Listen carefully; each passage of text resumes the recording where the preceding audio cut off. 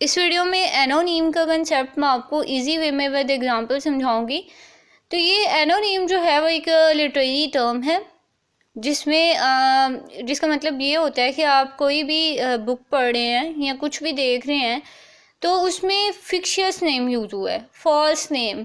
यानी फिक्शियस और false name क्या हो गया, ऐसा हो गया कि लेट्स सपोज कि मैंने कोई बुक लिखी है तो मैंने मतलब मैं नहीं चाहती कि कोई भी पर्सन को, किसी को भी ये पता चले कि ये बुक मैंने लिखी है, या मुझे प्राइवेसी चाहिए, या मैं चाहती नहीं हूँ कि मेरा नाम जो है वो पब्लिक के सामने आए।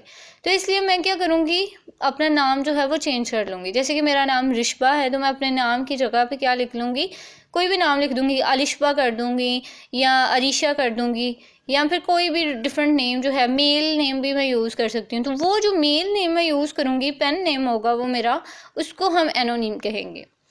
अब देखें, पहले वक्त में विक्टोरियन ईरा में होता ये था कि फीमेल्स जो थी उनको अलाउ नहीं था कि वो लिखें, मतलब कोई भी नॉवेल्स लिखें या कुछ भी लिखें, क्योंकि उनकी राइटिंग को इम्पोर्टेंस ही नहीं दी जाती थी। तो वो करती ये थी कि हम, मतलब वो चाहती थी कि हमें प्रोटोकॉल मिले, हमारी जो हमने लिखा है उसको वर्ड मिले। तो इसलिए वो पेन नेम यूज़ कर लेती थी, जैसे कि मेल्स का नेम जो है वो यूज़ करके तो वो अपना कोई नॉवेल्स लिखती थी और उसी के नेम पे ही वो पब्लिश करवाती थी। जैसे कि एग्जांपल मैंने यहाँ पे दी हुई है, मैरी एन एवंस।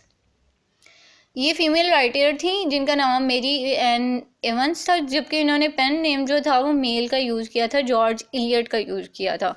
अब आपको काफ़ी नॉवेल्स जो हैं मिलेंगे मैरी एन एवंस के with the name of George Eliot, लेकिन अब तो उनका नाम जो है वो ज़ाहिर आ गया, क्योंकि अब तो फीमेल्स की जो राइटिंग होती है उसको भी इम्पोर्टेंस दी जाती है। इसीलिए अब जो एनोनीम है वो बहुत रेयरली यूज़ होता है। अब मोस्टली लोग जो हैं वो उन्हें मतलब फ्री हैंड मिला जाता है कि वो अपना नेम यूज़ करें, या सबको राइट है कि वो कुछ भी लिख सकते हैं, कभी भी लिख सकते हैं, कभी भी पब्लिश करवा सकते हैं। लेकिन ये वो तब का दौर था जब ये सारी चीज़ें अलाउ नहीं थी, तो तब मोस्टली पेन नेम यूज़ कर लिए जाते थे। पेन नेम जो है वो उसको भी एनोनीम ही कहते हैं।